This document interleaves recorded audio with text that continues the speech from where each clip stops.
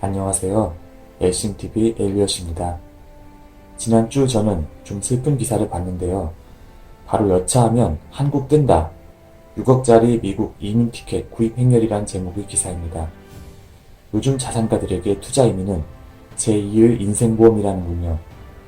과거 40대와 50대가 유학 등 자녀 교육을 위해 영주권을 땄다면 요즘은 60, 70대 고령층부터 20대 젊은 세대에 이르기까지 불안한 미래를 피하기 위해 언제든지 한국을 떠날 수 있는 티켓, 즉 영주권을 사려고 노력하는 현상을 다룬 기사입니다.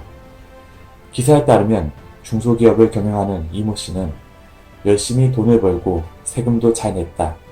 하지만 한국 사회는 점점 돈 있는 사람을 홀대하는 것 같아 이민을 고민하고 있다고 말했고, 또 다른 60대 참석자는 가족끼리도 갈라서게 하는 지금의 정치 상황이나 한국의 미세먼지를 피해 다른 나라에서 살고 싶다고 했다고 하네요.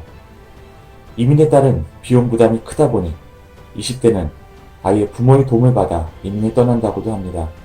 부모로부터 투자금을 증여받는 형식으로 취업을 위한 투자 이민을 준비하는 사례를 보며 대한민국에서 태어나 자랐고 잠시였지만 현역으로 나라 지키는 데 시간을 쓰기도 했던 평범한 소시민이었던 저로서는 대한민국에서 살아가는 일이 얼마나 스트레스가 큰 것인가 하는 질문이 떠올라 참 마음이 아팠습니다. 온갖 갈등과 부조리가 얽혀있는 것 또한 분명한 현실이지만 세계 모든 나라를 놓고 봤을 때 대한민국의 지위는 그렇게 낮은 위치가 아닙니다. 세계 6위의 수출대국, 세계 10위권 규모의 경제를 보유하고 있으며 인구 5천만, 1인당 국민소득 3만 불을 의미하는 30, 50 클럽에 세계에서 7번째로 가입한 나라이기도 합니다.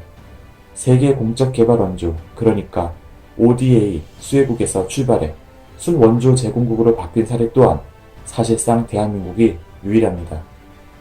그러나 대한민국의 진정한 가치는 경제적 성공에만 있는 것이 아닙니다.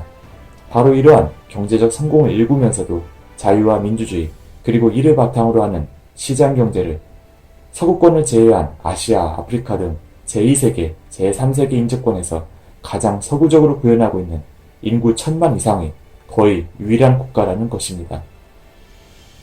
이는 공산주의를 바탕으로 시진핑 1인 독재를 합리화하고 중국몽을 내세우며 마치 나치 독일식 민족주의를 부르짖고 있는 중국 공산당이 절대로 따라올 수 없는 한국이 세계에 어필할 수 있는 매우 중요한 가치인 것입니다.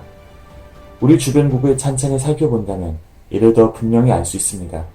일본은 천황과 효군, 다이묘라는 전근대 신분제 구조가 아직도 공고한 유리천장으로 유지되고 있고, 그래서 대를 이어 정치하는 세습 정치인들이 아주 흔합니다.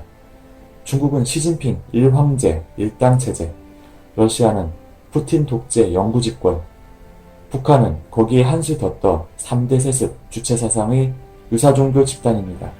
우리 주변 그 어디에도 시민의 나라, 민주의 나라를 표방하고 실제로 노력해가는 국가는 없습니다. 공화주의 원리에 의한 법의 질서 아래 부여되는 자유라는 천부 인권, 그리고 주권이 당이나 영도자가 아닌 국민 한 명 한 명에게 있음을 선언한 헌법 제1조 민주공화국 선포, 국가의 존재 이유가 국민의 인간다운 생활을 할 권리를 보장하는 것에 있다는 것을 규정한 헌법 34조, 선의의 경쟁을 통한 자유의 극대화와 그 부작용을 최소화할 사회보장제도 확립, 이 모든 요소를 뿌리삼아 서 있는 대한민국은 분명 존재할 가치가 있는 나라입니다.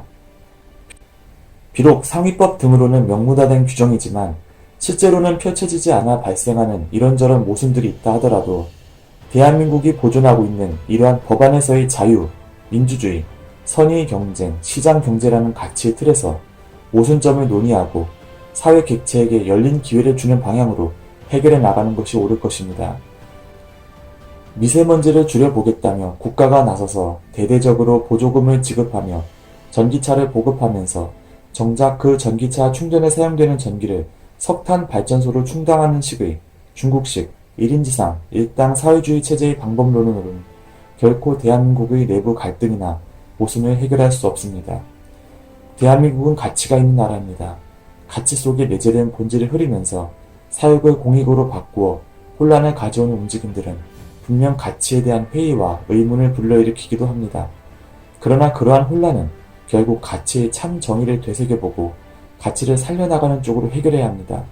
예를 들어 국방을 위한다는 명분을 내세우는 인물이 국방에 들어가는 돈을 횡령해 개인이나 특정 집단의 주머니를 채워왔던 일이 밝혀졌다 해서 국방이란 가치를 부정하거나 소홀히 해서는 안 된다는 이야기지요.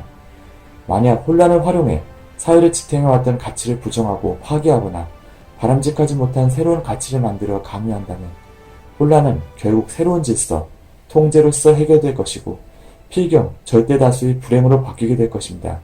멀리 갈 것도 없이 바로 위, 그리고 바로 왼쪽처럼요. 감사합니다.